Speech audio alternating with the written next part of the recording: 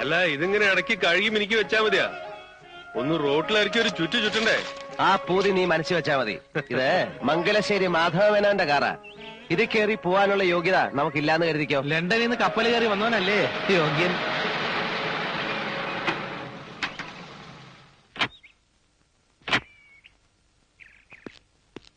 ഒന്ന് കാണണമെന്ന് പറഞ്ഞു വന്നതാ. നീലിന് മനസ്സിലായില്ലേ? വീരാൻകുട്ടി, നമ്മുടെ മസ്കറ്റിലുള്ള. എന്താ വിശേഷിച്ച്? ഞാൻ കഴിഞ്ഞ ആഴ്ച വന്നത്. ഓരോ തിരക്ക് കാരണം ഇതുവരെ ഇങ്ങോട്ട് ഇറങ്ങാൻ കഴിഞ്ഞില്ല. സിഗരറ്റ് ഇല്ല, ബീഡിയാ ഇഷ്ടം. അത് വല്ലപ്പോഴും. വന്ന കാര്യം പറഞ്ഞില്ലേ? അത് നിങ്ങൾ ആ മേലെടുത്ത പറമ്പ് എനിക്ക് തരണം. തനിക്ക് തരണം എന്ന് പറഞ്ഞാ മനസ്സിലായില്ല. അല്ല, കൊടുക്കുന്നെങ്കിൽ മറ്റാര് തരുന്നേക്കാൾ 1000 രൂപ കൂടുതൽ ഞാൻ തരാം. എടോ, മംഗലശ്ശേരി മുറ്റത്ത് കയറി വന്ന് വസ്തു വിൽക്കുന്നു എന്ന് ചോദിക്കാനുള്ള ധൈര്യം നിനക്ക്? നിന്റെ വാപ്പ അന്തർവാപ്പിള ഈ പടിപ്പുരക്ക് ഇപ്പുറം കാലുകുത്തിയിട്ടില്ല. പുഴക്കരപ്പറമ്പിൽ നിന്ന് അയാളെ തേങ്ങ മോഷിച്ചപ്പം ദേ കാണുന്ന പുളിയമ്മാവിന്റെ വേല ഇവിടുത്തെ പണിക്കാരെ പിടിച്ചു കിട്ടിയിട്ട് തല്ലിയത്. നിനക്ക് ഓർമ്മയിലേക്ക് പോയി ചോദിക്കേ. ജീവനോടുണ്ടല്ലോ ഇപ്പോഴും. ഏതോ നാട്ടിൽ പോയി 4 പുത്തനുണ്ടാക്കിയതിന്റെ നെഹളിപ്പ് മംഗലശ്ശേരി നീലാണ്ടനോട് കാണിക്കാ. എടാ, നിന്നെ നിന്റെ വാപ്പയെ ഒരുമിച്ച് ചുടാനുള്ളത്ര പണം നീലാണ്ട ഈ കൈ കൂടെ പറത്തിയുണ്ട്. 1000 രൂപ കൂടുതലാരാന്ന്. എന്താണ് നിന്റെ സുഖം? ഞാൻ അപ്പളേ പറഞ്ഞത് അയാളോട് ഇത് ശരിയാവില്ല. അയാളോട് എന്തിനാ ചാടി കയറണത്? കഷ്ണവും മുറിയായിട്ട് വിൽക്കണത് കയറിട്ട് വന്നതാവും. വിൽക്കും, ഇനിയും വിൽക്കും. നീലിനെ തോന്നിയ എന്റെ അച്ഛന്റെ സ്വത്താ വിൽക്കുന്നത്. അത് വാങ്ങിക്കുന്നതിന് വേണം ഒരു യോഗ്യത. മനസ്സിലാണോ? കോന്തം വാരരെ.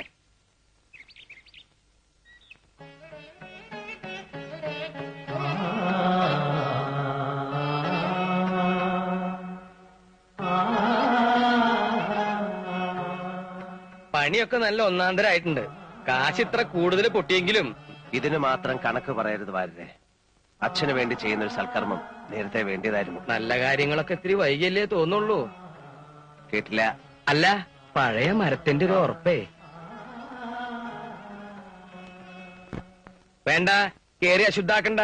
അതെന്താ ഇത് ശ്രീകോവിലൊന്നല്ലോ? അതെ, ശ്രീകോവില് തന്നെയാ. കലയുടെ ശ്രീകോവില്. കള്ളുഷാപ്പ് നിരങ്ങിയവർക്ക് അതൊന്നും മനസ്സിലാവില്ല. ഒരു നല്ല ദിവസം നോക്കി ഒരു വിശേഷ കലാപരിപാടിയോട് കൂടി അങ്ങ് തുടക്കം കുറിക്കാം. എന്താ അഭിപ്രായം? യേശുദാസിനെ കൊണ്ടുവന്നാലോ? അങ്ങോട്ട് ചെല്ല്. നടക്കണ കാര്യം വല്ലുണ്ടെങ്കിൽ പറയടോ. അല്ലെങ്കിൽ ഈ ഡാൻസ് ആയാലോ? മനസ്സിലിപ്പോ പിടികിട്ടി. ഇയാളുടെ ഒരു ചുറ്റുകളി പാർട്ടി ഉണ്ടല്ലോ, ആ പല്ലു പൊങ്ങിയ ഒരു ജന്തു. സരസമ്മ. സരസമ്മ ടീച്ചർ. അതിനെ വിളിക്കാതെ. ഞാൻ അങ്ങനെ പറഞ്ഞല്ല. ഉരുളണ്ട. എടോ, ഈ ഡാൻസ് എന്ന് പറയുമ്പോ ഈ അസത്ത് പെണ്ണുങ്ങളുടെ ചന്തി ഇളക്കിയിട്ടുള്ള കളിയല്ല. നല്ല ക്ലാസിക്കൽ നൃത്തം. അതിനിപ്പോ എവിടെയും പോണ്ട. വലിയ പഠിപ്പൊക്കെ കഴിഞ്ഞു വന്നിട്ടുള്ള ഒരു കുട്ടി ഈ നാട്ടിൽ തന്നെയുണ്ട്. വാര്യര് പറയണത് നമ്മുടെ മാമ്പറ്റ അപ്പുമാഷ്ട മോളുടെ കാര്യ? ഉവ്, ഞാൻ ഇന്നലെ ശിവന്റെ അമ്പലത്തിൽ ഒരു നോട്ടം കണ്ടു. നല്ല അസ്വല് മുഖശ്രീയുള്ള കുട്ടി. നീല, അത് അങ്ങോട്ട് ഉറപ്പിക്ക്. നടരാജമൂർത്തിക്ക് സന്തോഷാവാൻ. ശരി, ആരാച്ചാ അവരെ പോയി കണ്ട് സംസാരിക്കേ. ഇവിടെയെങ്കിലും വഴി ചോദിക്കാൻ ഒരാളെയും കാണുന്നില്ലല്ലോ. അതിന് മുൻകൂട്ടി ആരെയും ഏർപ്പാട് ചെയ്തിട്ടൊന്നുമില്ലല്ലോ. നമുക്ക് കുറച്ചുകൂടെ പോയി നോക്കാം. അതെന്താ അത്? ഒരാളാ മൂത്രമൊഴിക്കാന്നാ തോന്നുന്നേ. മലർന്നു കിടന്നിട്ടോ? കഷ്ടം. പിടിച്ചെണീപ്പിച്ച് ചോദിച്ചാലോ? വാ.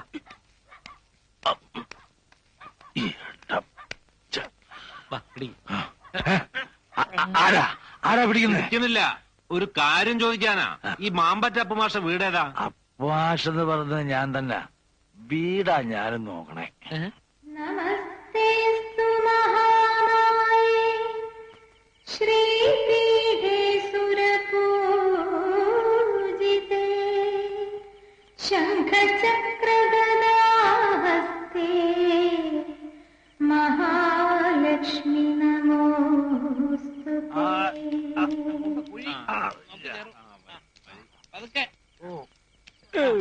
കാലെടുത്ത്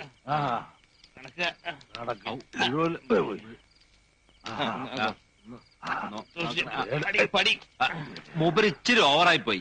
കുഴപ്പമൊന്നുമില്ല, മോരിന്റെ ഒത്തിരി കലക്കി കൊടുത്താളി. പിടിക്കണ്ട കുറച്ചൊന്ന് കിടക്കണം, അപ്പൊ എല്ലാം ശരിയാവും.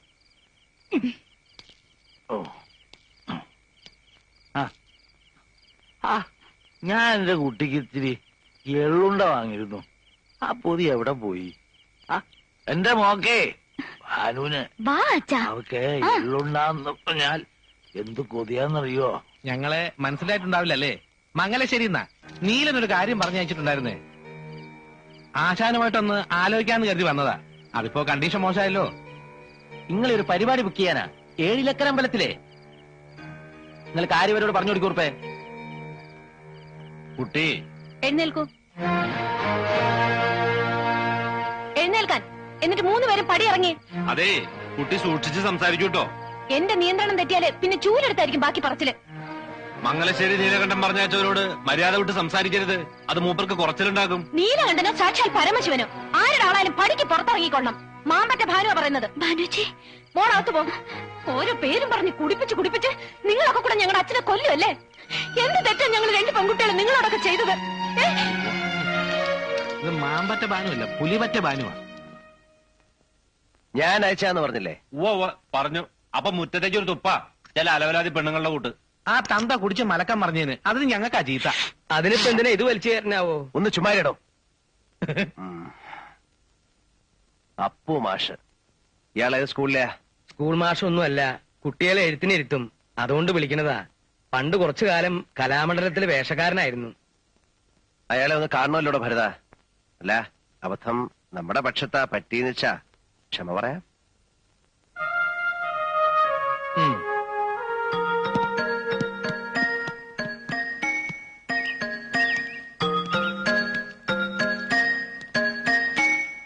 നമസ്കാരം.